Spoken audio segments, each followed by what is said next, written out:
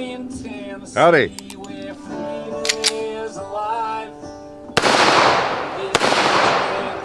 Bullseye.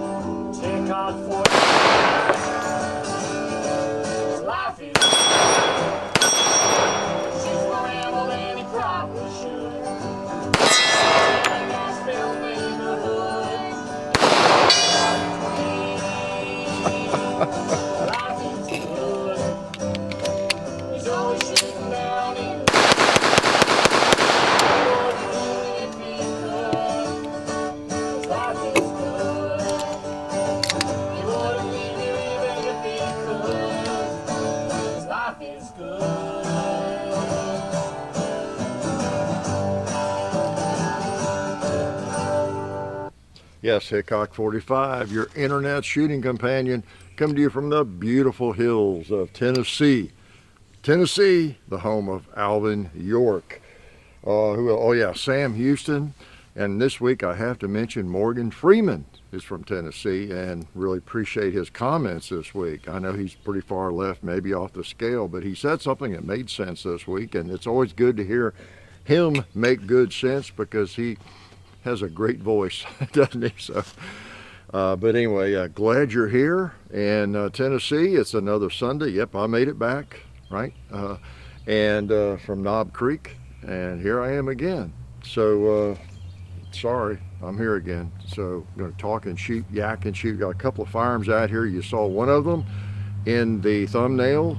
That, if you could tell what it was, should for many of you have been attractive, because it is the old 1943 USGI. That means U.S. military for you folks, my relatives in Kentucky. 1911 A1. Okay, the old Colt. You've seen it before, many of you, and I don't get it out often enough. I don't want to wear it out. It's a piece of history. It's a museum piece. Well, you know, in my mind.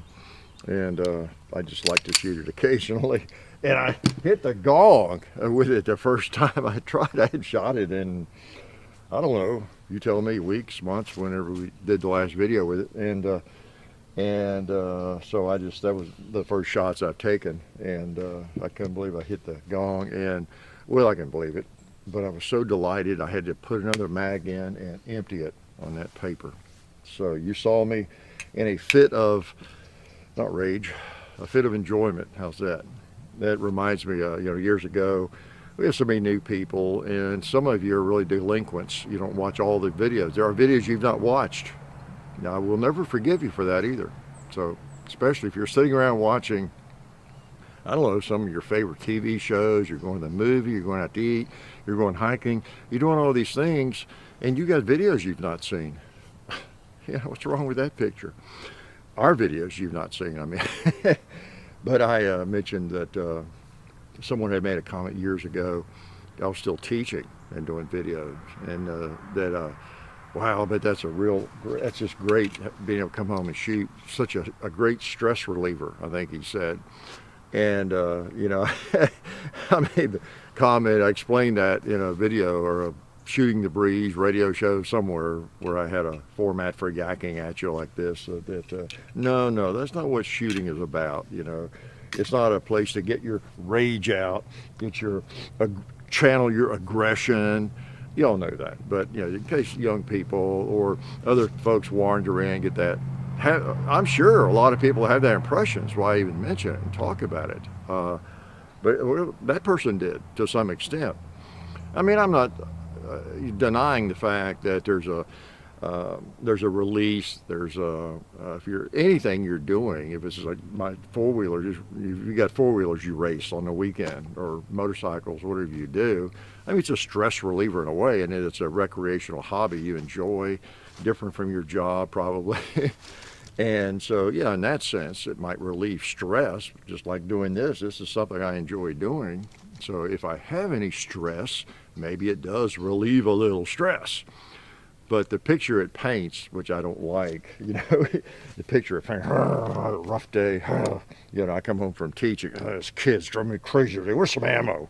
Where's my gun? Boom, boom, You know, nothing like that. If it is, maybe you shouldn't be shooting. Maybe you should stay out of this hobby if that's what you're looking for in a firearm, to be tough, to be macho.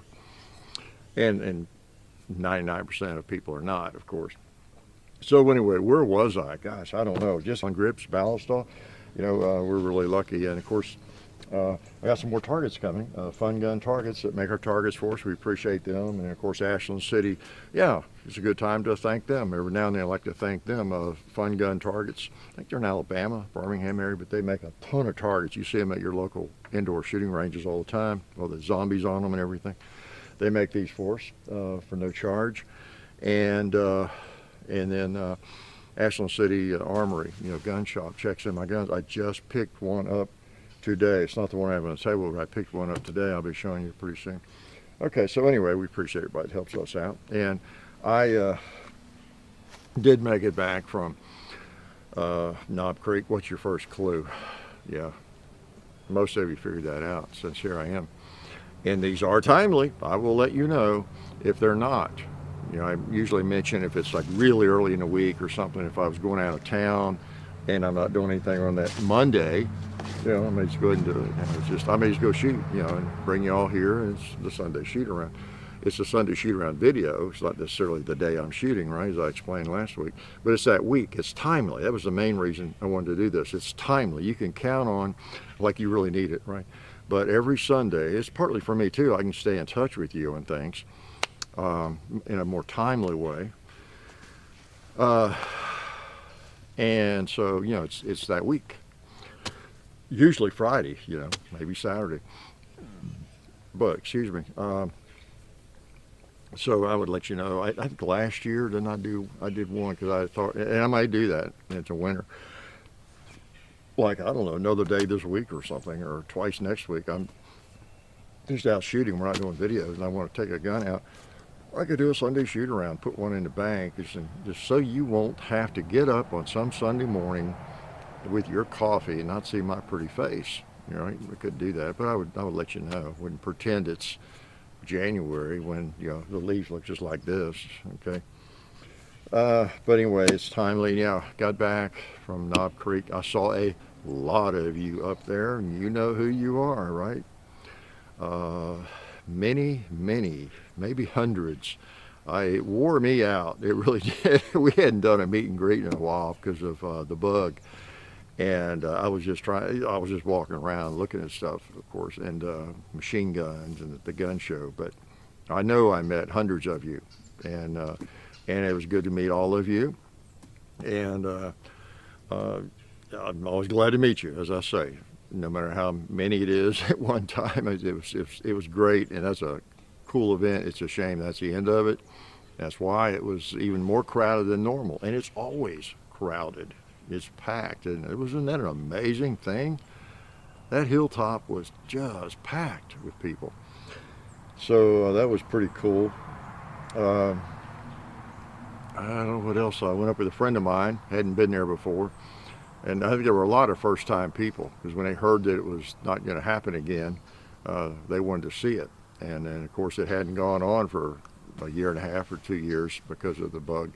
And so there was a lot of pin-up interest in going, and then as well as it being the last one, it drew out a lot of people.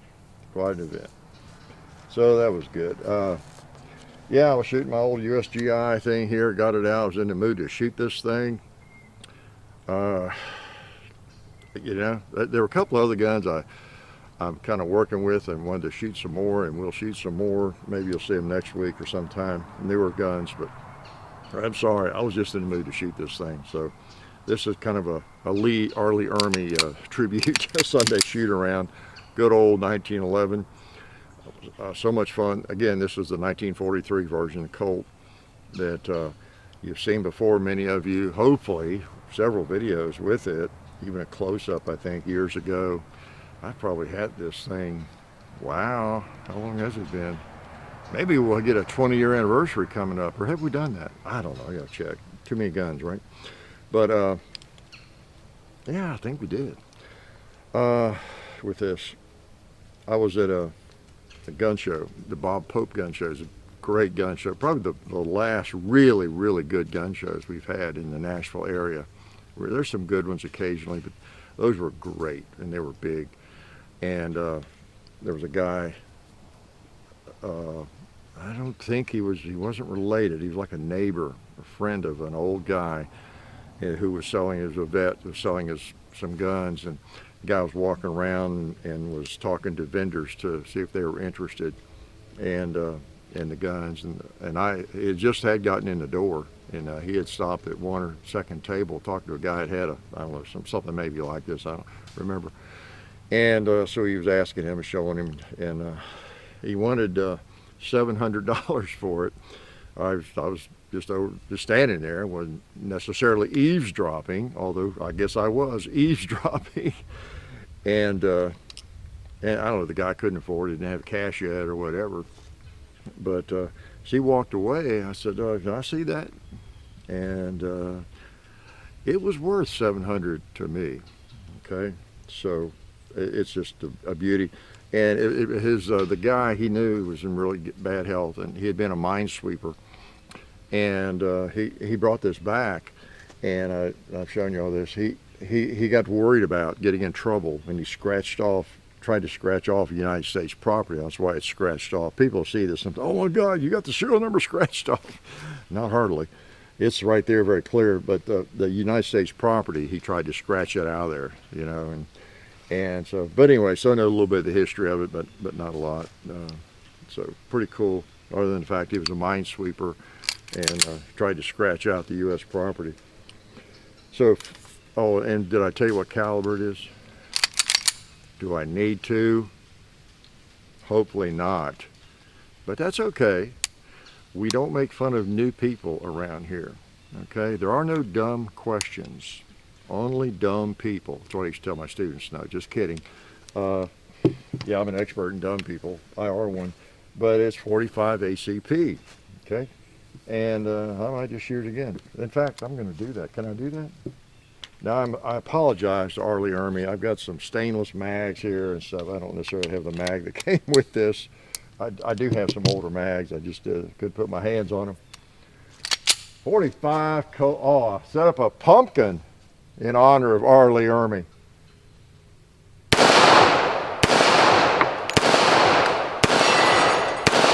Put a few holes in that today.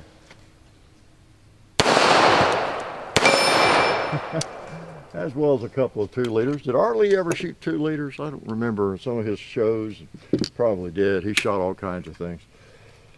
So that's a beauty. That's a beauty.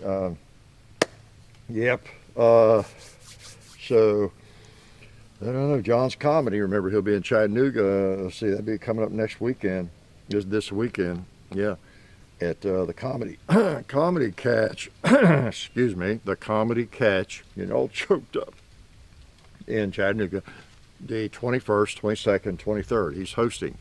So get on down there or up there and see John. He's actually funny. All right? He's funny. I mean, you know, you don't get up on stage and you don't get to host a comedy show just because you like guns or something. Or like nobody would want me just because we got a YouTube channel with a lot of viewers. Is somebody going to put me on stage and let me be funny to people, try to be funny? No, because I don't have a routine. I don't know jokes. Can't do that. So yeah, he's funny. He's worked on it hard. And that's about that. I got something else out here. This is the Kimber MAKO R9. What's it called? The R7. I'm sorry, R7. Gosh, I've been calling that the R9 for a while. R7 MAKO, the new one.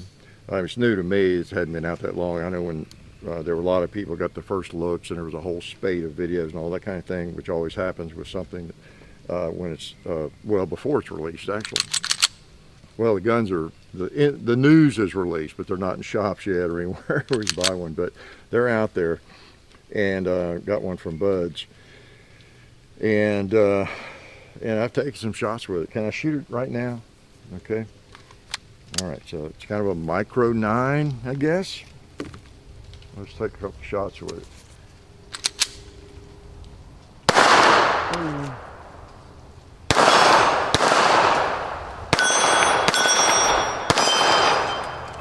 Cowboy. So I just want to shoot some more. We'll do a video with it in a week or two. Shoot it some, mess with it. It came with an RMR with an optic on it, and I had to mess with that thing, and I don't know, that optic. The red dot was way above they weren't aligned. You know, it's kind of set up with it so it co-witnesses basically, I think. And so I go, well, let me adjust the red dot. I did down to where it would co-witness and be at the same place, kind of the red side, the front side is, metal side and all that. And it was just crazy to look at it all together. And I screwed it back up to where I couldn't see the red dot. And I just decided, I don't know about that. I took the red dot off, as you can tell. Okay, I don't want to be unfair to this pistol, and I'm just not a fan of red dot RMRs. A lot of you are, I realize it. I'm just not at all in a defensive handgun. Okay, so I took it off, and I can get a better feel and compare it with others, and now when I got it, I was glad because I thought it was the only one that they had, and I thought, well, that's good. We don't do red dots very often, RMR, on handguns. Done a couple, but then I got to messing with it, and I thought, oh boy, I'm gonna end up trashing this thing and not shooting it well, and it's just awkward, and I don't want to do that with this one. So may do another one, with it, or put it back on, do another video. I don't know, chapter 2 or something. But I'm just not a fan of RMRs. I'm sorry. A little micro 9 or any small pistol is basically a pocket pistol, or it can be a belt pistol or whatever, but it's up close and dirty, and I just I can just find the sights just fine. I don't need that. Yeah, I'm not sure I'd need it if my eyesight was bad, but like I have said, knock on wood, in 2 years I might have a red dot on every pistol I own, even my Colt single actions. If my eyes aren't good or something, so I don't want to make fun of anybody that uses one, or because I know it's all the rage right now.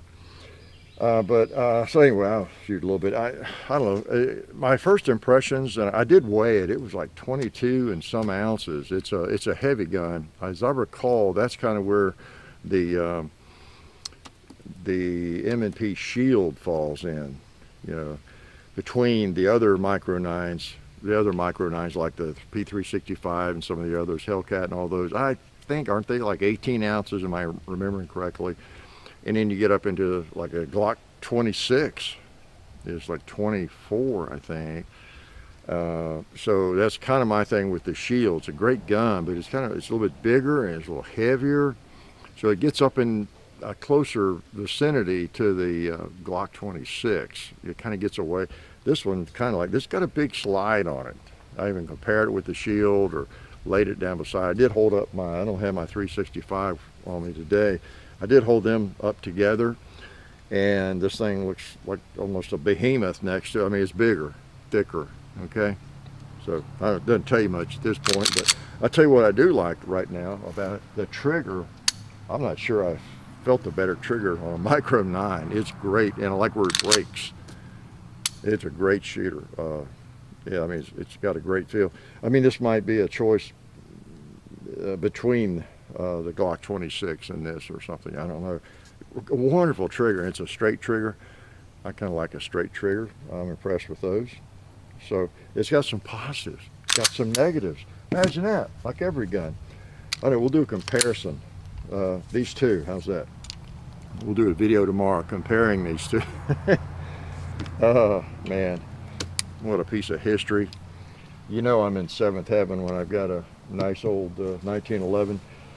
And a lot of people love 1911s, they don't carry them, maybe, kind of like me. I rarely carry one, but I love them.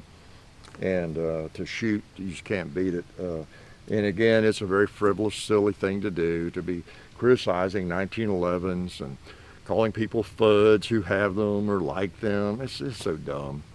I'm a real fud. I've got a flintlock. I've got a cap lock, muzzleloader. I've got a rifle from the Civil War, 2 of them that were used in the Civil War. I need a fud hat, don't I? Then again, I've got a machine gun on order too. So, so it's funny. It's just people, human nature. You young people, here gives the young people advice for this week. Please don't get sucked into all these categories and name calling, or that's so juvenile. It's so like human nature, though. It's so like people. We've been doing this since we landed on this planet, right? And we do it when we're 10 years old, we do it when we're 13, when we're 20, when we're 30, 40, 50, 60, 80. We never give it up. It just takes different forms, knowing that we're the ones who are right? And in order to feel right and to feel better about our decisions, we have to denigrate the people that make other decisions, don't we? Trash whatever it is they like, trash their religion, trash their politics and all that, okay? And sometimes it needs trashing, right? But, it's human nature. You get to a point where you just laugh at it. You don't know whether to laugh or cry. You laugh because it's so silly and goofy and brainless, but then a lot of that brainlessness that people exhibit, shallow thinking, it unfortunately it affects our lives. Yeah. If we could keep those brainless, shallow people from voting, then it wouldn't be so bad. If we just had to see them, encounter them maybe on the road or at the supermarket. But when they vote, they affect our freedom, and that's not good, is it?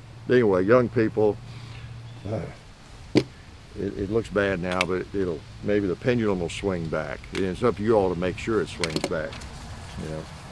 I take freedom over other choices because they're all picky. They're not picky. They're all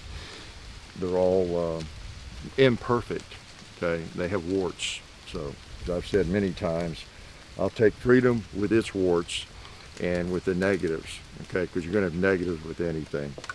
So, can I shoot this gun again? Yeah. Did I give you a good enough look at it if you haven't seen it yet? If you're one of those ne'er-do-wells that you've not seen all of our videos, here it is. Okay? In all of its splendor. It's cocked, but it's not open. That's fun, or not loaded. That's funny. Doesn't even have a Mac. And that's for you new people to firearms. That's one of the things about the 1911. It's designed to be carried cocked and locked. Okay? I think actually initially I've read the military. They thought it should be carried like that. That's why they put the grip safety on it, not with the safety off. And so that when you just picked it up, you just pulled the trigger, you squeeze the safety, the grip safety, and shoot it. I did read that. But anyway, it's mainly, cocked and locked. And I don't think the military probably carried it that way, or did they? I should know that. But probably not. But that's the way you carry a 1911, all right? And police all over the country, and other people as well, but for decades, police officers have been, not stopped, but they've been, restaurants or wherever they carry these. It happened in my county. People would say, "Do you know your gun is cocked, officer?" I used to ride with a guy when I was helping with the police as a volunteer, and he would just answer, "It better be," and that's right, it better be. And it's so funny because someone who might see that and think that looks dangerous might be the very person who has a Glock on his or her hip and is ready to go, or some other gun, Polymer Wonder or whatever, or a revolver. All you got to do is pull the trigger and it goes bang. This is cocked and locked. Well, you pull it out, you got to disengage the safety, and you make sure you have that squeeze, then it will go bang. So what I'm saying is a hammer is cocked, or the striker is cocked on a lot of pistols people are carrying right now. It's just not visible, right? So no charge for that, new people. No charge. Oh yeah, I was going to shoot it some more. So well, let me see if I hit the gong again. See if that was a fluke. I am kind of a fluke, right?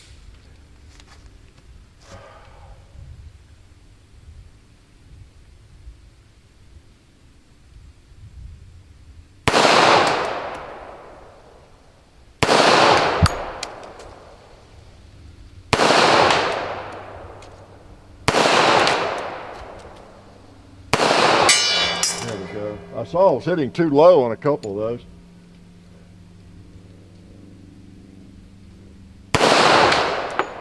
Yeah, I was holding too low. I mean, that's why I was hitting too low. Imagine that. Oh, I've got 2 rounds left. Mr. Pumpkin. You need them. I think that magazine is empty. Maybe not. Yeah, it was. It just doesn't hold the slide back. Wilson.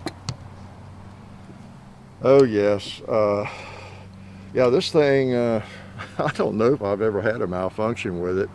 And that was just me shooting low. It'll pop at range. Yeah, they're accurate. They're plenty accurate for any purpose. You know, people spend thousands of dollars trying to accurize a 45. Yeah, maybe if you're in some sorts of competition, you know, there's gonna be some long range shooting, really precision kind of shooting. It, you know, that provides some comfort as long as it's reliable. But you know, this thing would do you just fine as a defensive firearm if you could carry this weight, right? So that's one of my treasures right there. Treasured firearms. I might load this MAKO back up, R7. I just brought 1 mag out here. I saw a comment this week. Someone said something about guns on the street somewhere in Chicago. I don't know, guns on the street. I still always like that phrase. It's so funny. I never see any guns on the street. I drive a lot. I never see any guns on the street. Do you? I mean, if I do, I'll stop, pick them up. I'll do I'll be the good Samaritan and get that gun off the street so nobody runs over it, causes them to have an accident or something. But I just don't know about guns on the street. I guess what they really mean are just guns that people own out there. There's a lot of guns on the street, like this. It's on the street, I guess. It's a gun in some private citizen's hands. Okay. Or do they maybe mean felons who have guns? I don't know. They need to say so. Be more specific. You know, guns on the street. There are too many guns on the street. Well, what you really mean is there's too many people exercising their Second Amendment rights. Okay.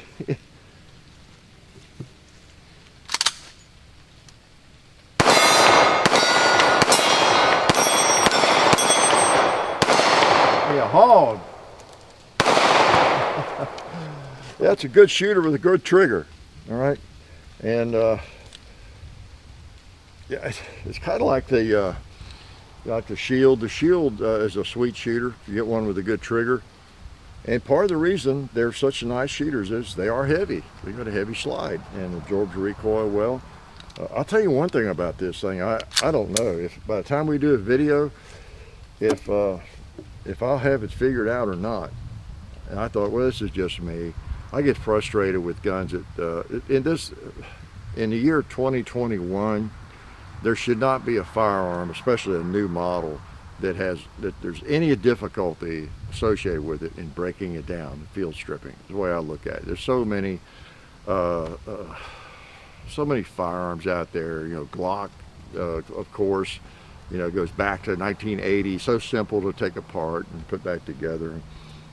And you know, the SIGs, even the early SIGs, you know, pull the slide back, flip the lever, it comes right apart. Well, this one kind of copies Colt, or not Colt, but Glock. You got the 2 little things you pull down there. You got to take the pressure off like a Glock. Now, which means you'll be able to do it without any trouble. You just really can't get a hold of them. They're so small. There, I got them down. And this comes off, but it doesn't go forward. It took me a while to figure that one. And it comes up. But I can't do it, basically. I'll figure it out maybe. It's a huge negative. Even if I figure it out, I think it's going to be a huge negative. Unless I prove myself really, really dumb and it's actually a lot easier. Or maybe this one's an aberration. It's hard, but it's difficult to break down. It really is to field strip. So I don't know. A good shooter though, I'll have to say. And I don't really come to this gun with any preconceived notions, because I think a lot of people have preconceived notions about Kimber. When they came out with that revolver, the K6, wow, those are really nice. So they have it in them to make some really quality, trouble-free firearms as much as anybody else, right? You think? You think? Have I forgotten anything? Probably so. Probably so. I was going to tell you. Oh, yeah. Since I posted this week that percussion rifle video, the Hawken, Hatchet Jack's rifle. I know someone talked about there may be a couple of people can't find percussion caps and that kind of thing. Another reminder, especially with all those ships out there in the Pacific waiting to unload as we record. They'll probably be there next week as well. I think it occurred to me that because manufacturing, just the way the world works and everything's right there at our fingertips, at the grocery or anywhere, hardware store, like I've grown up like that with almost anything you need. It's there if you can afford it. And so I think all of us have kind of gotten lulled into this just-in-time way of living. They use that as a manufacturing term. That's how they build cars and everything else, rather than have warehouses full of fenders or tires, whatever it needs. They develop systems where they get the tires like the day they need them or the day before or whatever, and they keep operation. But everybody's gotten so good at that and coordinating it that it has worked, and it's efficient, and it saves money, warehouse space, and just works well. That's just in time. A system, if you're not familiar with that, it's getting the parts, they just get in there when you need them. You don't have to store a bunch of them, stock up on them. Parts to build a car or whatever it might be. But I think we've all kind of gotten to that like that. When someone says, and not to give anybody a hard time for being short on ammo or percussion caps or anything, or bullets, if you're a reloader, short on primers or short on the bullet heads, or whatever it might be. I guess I've just always been a little bit of a prepper. Something I really like and know I'm going to use. For one thing, I try to buy them in volume. I know back in the 80s when I was competing, I was shooting almost exclusively lead bullets in 45 ACP, 230 grain. So we're looking for anybody who cast those, made them. And I'd find somebody that would sell them by 1,000. And maybe it'd be a little discount if you bought 5,000 of them. Same with primers, and I would really stock up. And I had a lot of them. And I think I still have a couple of boxes of lead 230 grain, bullets for 45 ACP. It's just, you're going to use them. They're not going to get any cheaper. We weren't really hoarding. It's just you buy a hand, or whenever you see, as I've said before, if you're an avid golfer, and if in golf, every time you hit the ball, it destroyed it or something, you couldn't hit them twice. So what's an average round? 18 holes, about 100 or 80 or 120 or 150, depending on how good you are. What if it took that many balls to shoot a round of golf, and you golf a couple times a week, if you get away or whatever, and and they're not cheap, and so you would be looking for a deal on golf balls, and it would be, I use that over the years to equate it to us gun nuts. People think it's like you're some kind of terrorist if you've got 5,000 rounds of ammo or 800 rounds of ammo or something like that. Well, it goes fast if you shoot much, right? And if you're a golfer and it was one hit per ball, it'd be the same thing. You'd have a garage full of 10,000 golf balls. It's just what it is, a sport, and the way it goes. But anyway, getting off the point, but the point is you really want to think of it that way. You don't have to hoard and try to buy everything out there, but these shortages are going to happen with ammo and primers and percussion caps. And I know every time I go to Friendship, when I'm in the vicinity of some of this stuff, and it's, there's number 10, number 9. I know for a period of time it was number 10s that were hard to find, I think, the caps, percussion caps, and maybe 11s sometime. And some things I have need a 10, I think. And so I just give me a couple of those of 10s and give me a couple of 11s, same with musket caps. Because you can't buy them everywhere. I don't think like a big box store is going to have musket caps, like for the Civil War rifles. They're bigger. Percussion caps are different. They're not as common for something a hunter would want to pick up at Walmart, so to speak. So I remember I bought a whole roll of those things of about 6 packs of them or something one time, and then I just pick them up now and then. I mean, they're not going anywhere. They're not going to get any cheaper. And so now I don't have a barn full of that kind of stuff or a basement full of percussion caps, but I can usually find, I've probably got, I don't know, 300 or 400 percussion caps for number 11s especially, and maybe, I don't know, 500 or 600 or more musket caps, So enough that when there's a shortage, I'm not even thinking about it. And then on the other side of that shortage, that goes on for a year or two, I start seeing something again, I'll pick up a couple, but you really, if you're trying to operate on a just-in-time system as an individual, when you have hobbies like this, you're just going to run into that, just that simple. For you young people and you older folks, you know that already. It's happened to you. All of us have been caught on something, right? But anyway, a little advice. Fatherly advice, no charge for that. Got to shoot this again since it's dirty, okay? Uh-oh. Oh, there's a mag loaded. I'm sorry, Harley Army, a Wilson Combat magazine in a 1911 A1. I've got to hit the gong again.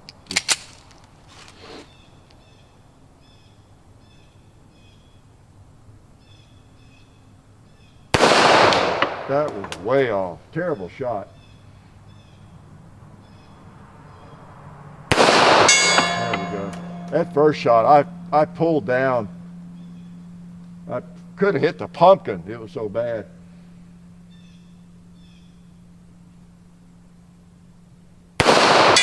Oh yeah, I know right where to hold. I can hit it every time. Have you ever done that? Put it on safe. You jerk down enough that you think, oh my gosh, I could have hit my foot almost. It feels like it, but it's really not. It's just that you shoot 2 feet low or something.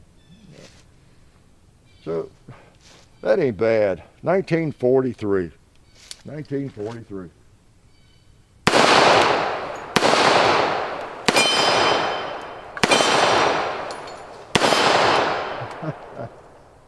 Click. So the old baby doesn't always hold mags back. Neither does my new Dan Wesson, so what, right? Now, in my defense, listen, it doesn't have a target trigger, okay? It's not a great trigger, but it's good enough, for combat. Like if somebody that competes in IPSC, USPSA, oh no, I can't shoot that thing. Somebody has a custom gun and, compare with your Ed Brown or your,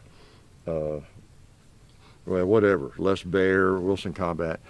It's not going to, impress anybody at all. It's going to feel like flintlock, but I don't know. It's pretty nice. I like it. Now, I don't, as far as a shooter.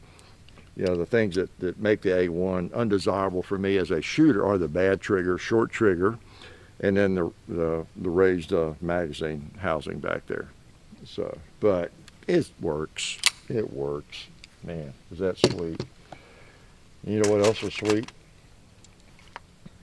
Those big old bullets for those new people to shooting 45 ACP, 230 grain bullet. That's a big one. And they are fun to lob. So I hope you enjoyed the pumpkin carving this week. I know the lighting wasn't ideal. We should have waited till maybe the sun went down. It's hard to do that, but got the pumpkin carved again. Another first take. Just gosh, I think we got about 8 in a row. Just first take. It's funny because I always buy 2 or 3 nice pumpkins for a jack-o'-lantern, and then we obviously abuse more than use any pumpkins that we don't use, of course, for that. But it's been forever since we did that twice.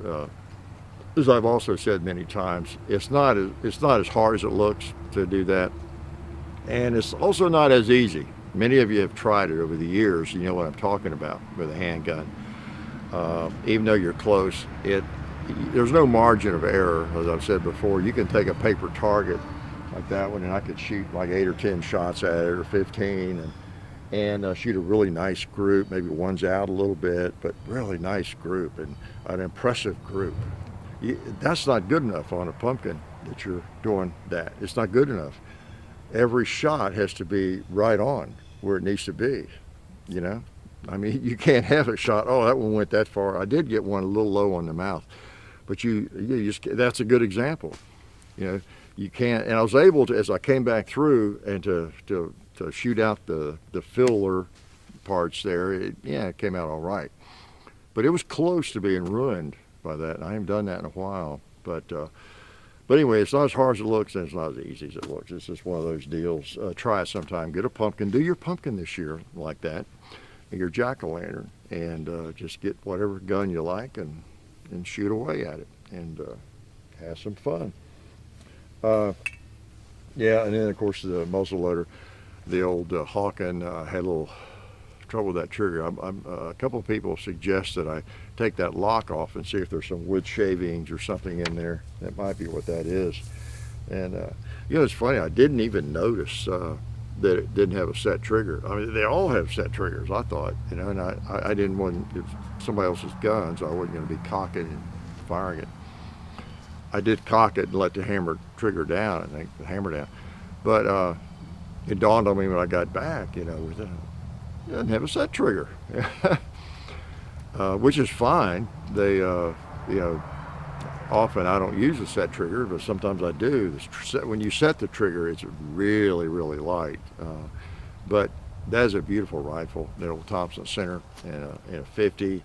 And if you've not seen Jeremiah Johnson, you know, I made some comments about Hatchet Jack, and then a lot of comments about Hatchet Jack. A lot of people have seen it. It's just a good movie.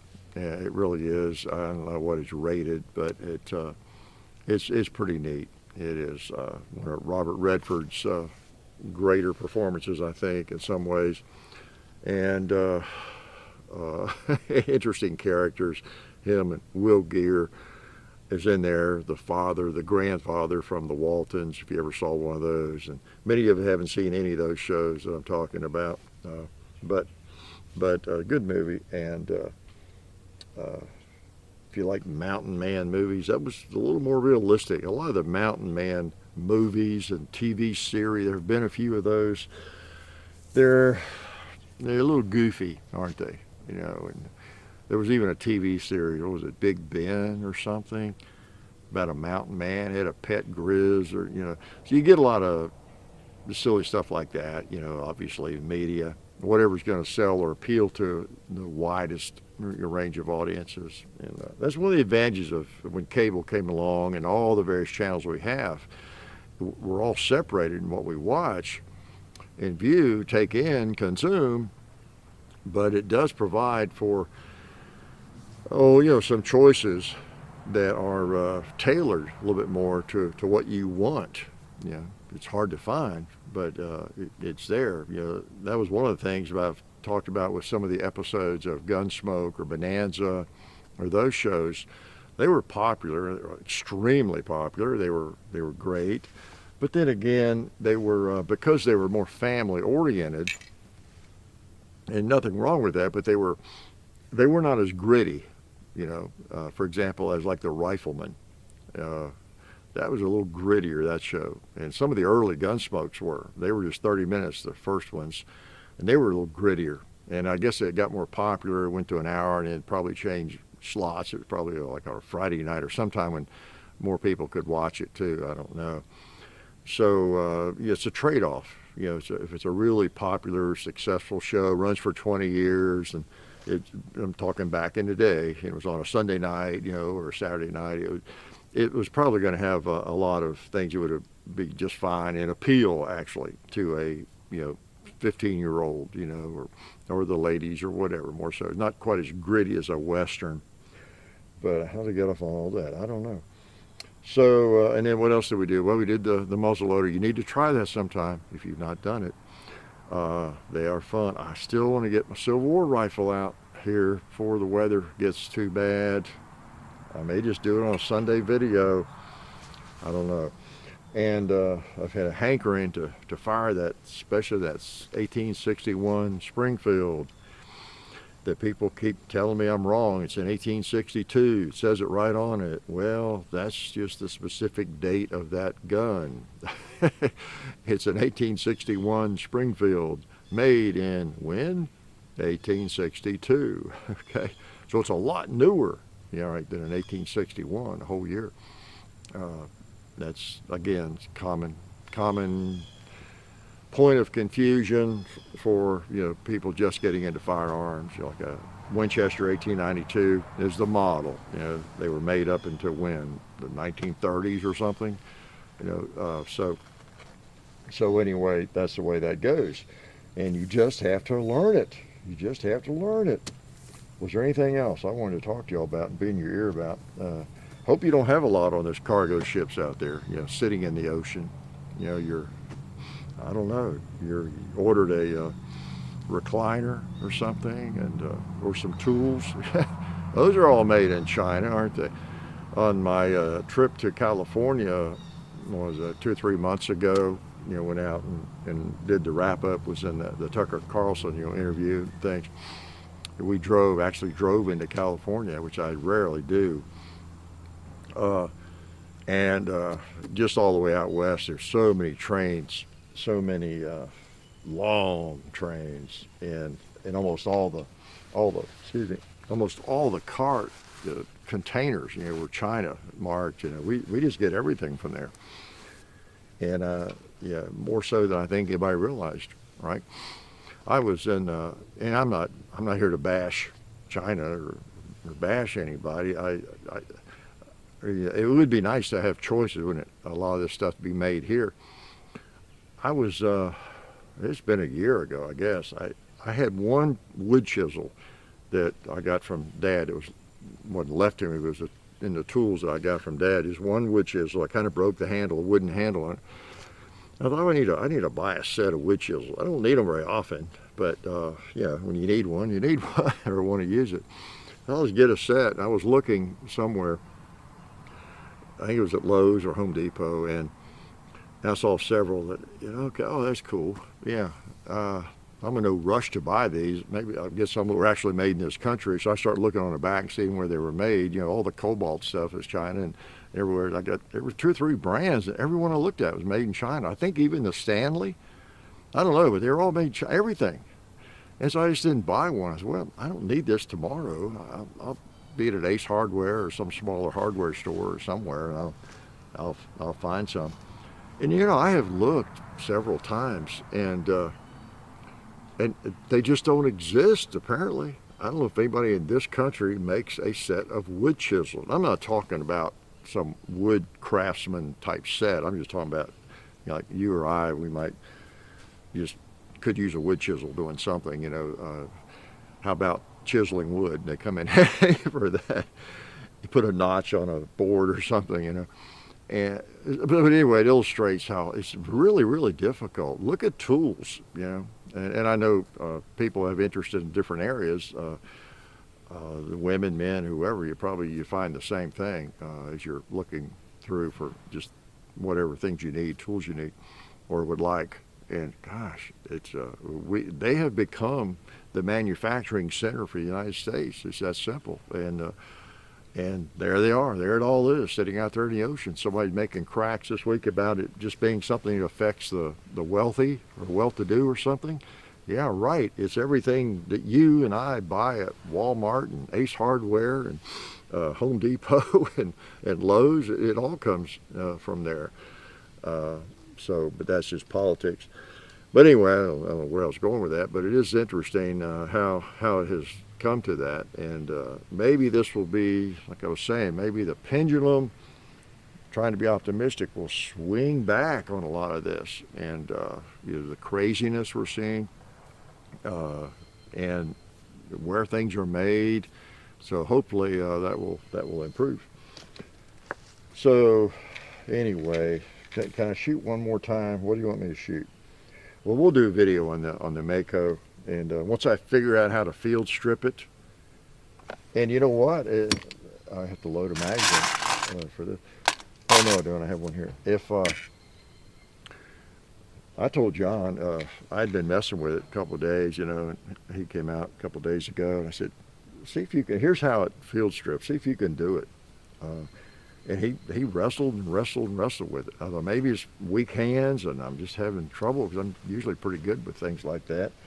And unless the camera's running, right? And he couldn't do it. Finally, just accidentally, it came off, and then he couldn't duplicate it. Couldn't do it again, and neither could I. And I had told him before that, look, if you can't do this, when we do the video, I'm just not going to field strip it. And I was like, you know, hey, great gun, shoots great, but I can't get it apart. Y'all figure it out. So we'll see. But I do love the way it shoots. Oh, and the trigger is heavenly. It is heavenly to me. Maybe that's an exaggeration, but it's a really nice trigger, and it feels good. It feels good in the hand. I mean, the grip is great.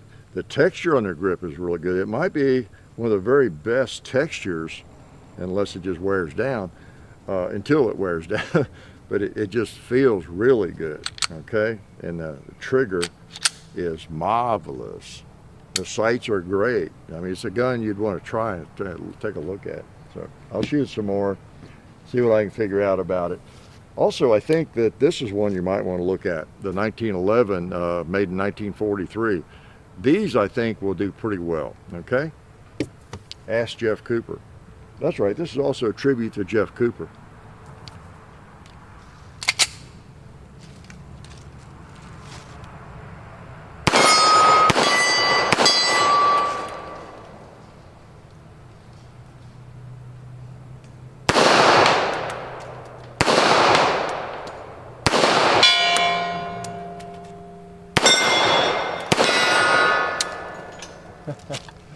All right, cool. It's funny, I was listening to a Jeff Cooper video that popped up on my feed, and it was funny. He was talking, of course he's been gone for what, 20 years or something, but he was giving a lecture, I think, and he was talking about how someone had asked him about, well, don't you think, what do you think about everybody having guns, or doesn't violence beget violence?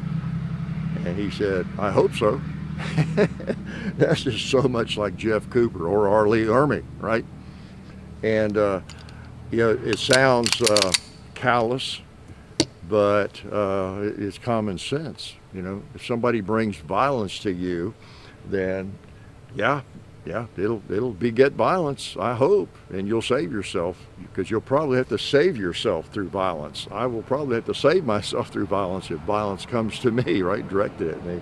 So it was pretty, it was funny, but it was apt, appropriate, I thought. Anyway, I've rambled. I'm sorry. I apologize for being such a rambler. It's just the way I am. Somebody's mowing over there or something.